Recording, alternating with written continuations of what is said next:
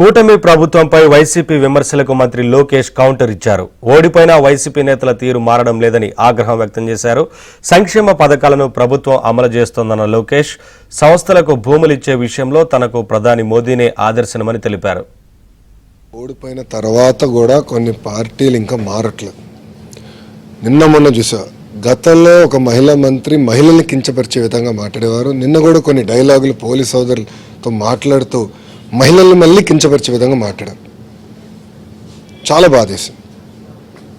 అంటే గాజులు తొడుక్కున్నావా, చీర కట్టుకున్నావా అన్న పదాలు నేను ఏకీభవించట్లేదు. విద్వేషాలు రెచ్చగొడదాం, law and order problem create చేద్దాం, రపరప నరికితే తప్పేంటంటే ఎక్కడ పోతున్నామండి?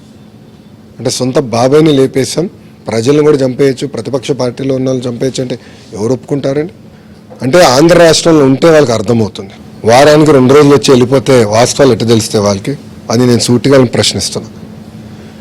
గ్యాస్ ఆల్రెడీ ప్రారంభం, ఉచితంగా గ్యాస్ ఇస్తున్నాం. ఉచిత బస్ ప్రయాణం ఆగస్ట్ 15 నుంచి మొదలు పెడుతున్నాం.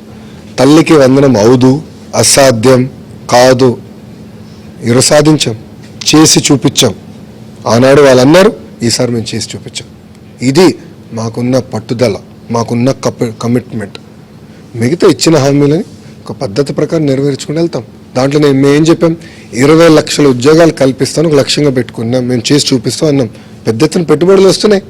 టీసీఎస్ వస్తుంది, కాగ్నిజెంట్ వస్తుంది, రిలయన్స్ వస్తున్నాయి, ఎన్టీపీసీ వస్తుంది. ఇట్లా అనేక పరిశ్రమలు వస్తున్నాయి, పెట్టుబడులు వస్తున్నాయి. తద్వారా నిరుద్యోగ యువకులకు ఉద్యోగాలు, ఉపాధి కలిగిస్తాం. 99 రూపాయలు కాదు, 99 పైసలు.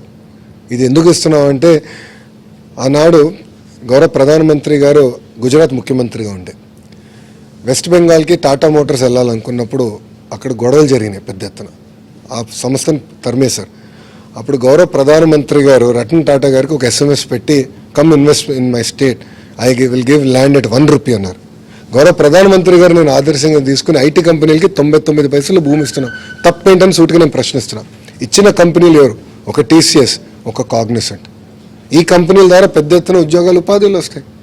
ఈరోజు ఒక TCS సుమారుగా 15,000 మందికి ఐటీలో రంగంలో ఉద్యోగాలు కల్పించబోతున్నారు.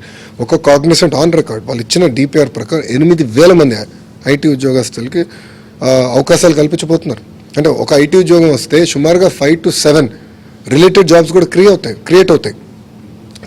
ఈ కుటుంబ ప్రభుత్వ లక్ష్యం ఒకటే, విశాఖపట్నంలో 5 లక్షల ఐటీ ఉద్యోగాలు క్రియేట్ చేయాలని. దానికి అహర్నిశలు కష్టపడతాం. 99 top 100 companies in India, in the world, 99 పైసలకి మేము భూమి ఇస్తాం.